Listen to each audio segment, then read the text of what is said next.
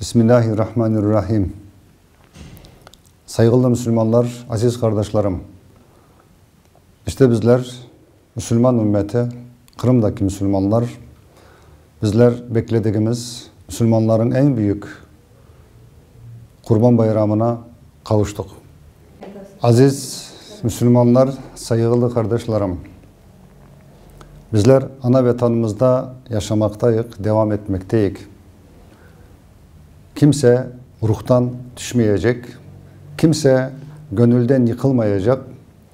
Bizim önümüzde gelen gençlerimiz, kırcımanlarımız, delikanlılarımız, herkes bu vatana öyle hizmet etsin ki en ağır taşın dibine siz gençler elinizi sokacaksınız ve en ağır yükü bizler omuzumuza alacağız.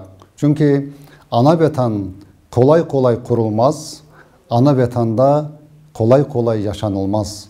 Eğer bizler ana vatan diyen kelimeleri konuşayıkken işte ana vatanımıza, toprağımıza, dilimize, dinimize sahip çıkmamız gerekir. Bunda gelen misafirler bizim boynumuza düşen vazifeyi misafirler yapmazlar. Yaptıklarından sonra bizlere yer kalmaz. Allah bizim hepimize, bütün insaniyete, bütün insanlara hizmet eden Müslümanlardan ve hizmet eden insanlardan eylesin. Bayramımızın emniyeti, Kurban Bayramı'nın, Ramazan Bayramı'nın emniyeti çok büyüktür. Bir toplumun, bir ümmetin yaşaması, alıp varan ideolojisi, alıp varan dini, bu en büyük bir meseledir bir toplumun içinde.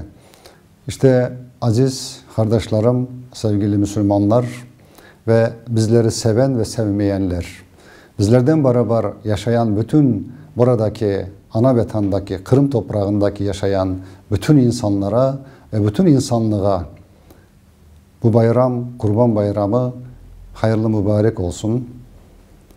Daha nice bayramlara kavuşmak ana vatanımızda, komşularımızdan birlik beraberlikte fark etmez nasıl dinde olacak, nasıl ırkta olacağı bizler için farkı yokturdur. Bizler herkesi sevecek ve sevilecek. Bu bayram tekrar hepinize hayırlı mübarek olsun.